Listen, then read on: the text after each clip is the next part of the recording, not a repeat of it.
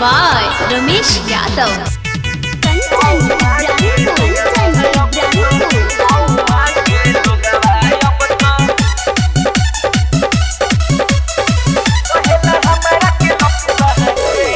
फेरा में तोरा बाबूजी से पिटोइनी घरे या घाटे दोनों जगह से गोइनी कारे ते तो साफा बर्बाद कर देले है।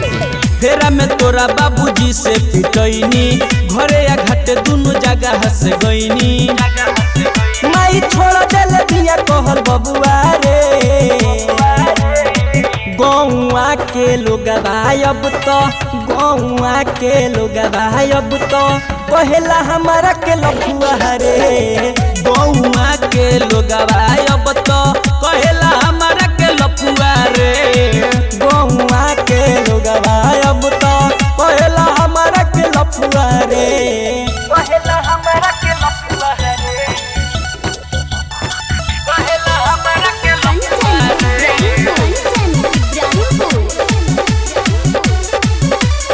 Music by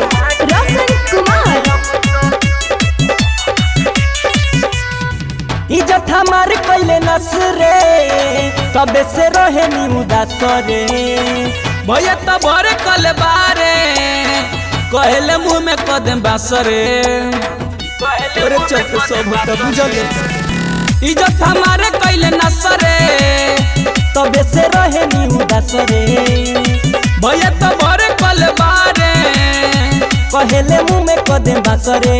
ना बोला रे केहू दुआरा पयगुआ रे गौवा के लोग अब तो गौवा के लोग अब तो कहता हमारा के लफुआ रे गौवा के लोग अब तो कहेला हमारा के लफुआ रे गौवा के लोग अब तो कहता हमारा के लफुआ रे कहेला हमारा के लफुआ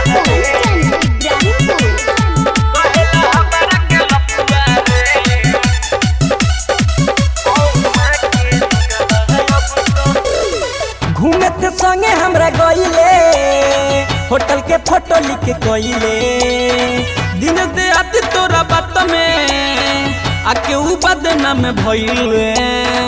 आके ऊ बदना में भइले घूमे थे संगे हमरा गईले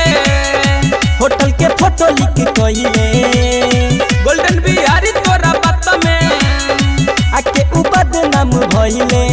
मरलस धीरज धमाका के थकुआ रे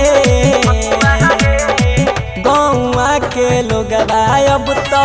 गौवा के लोग अब तो कहता हमारा के लफुआ रे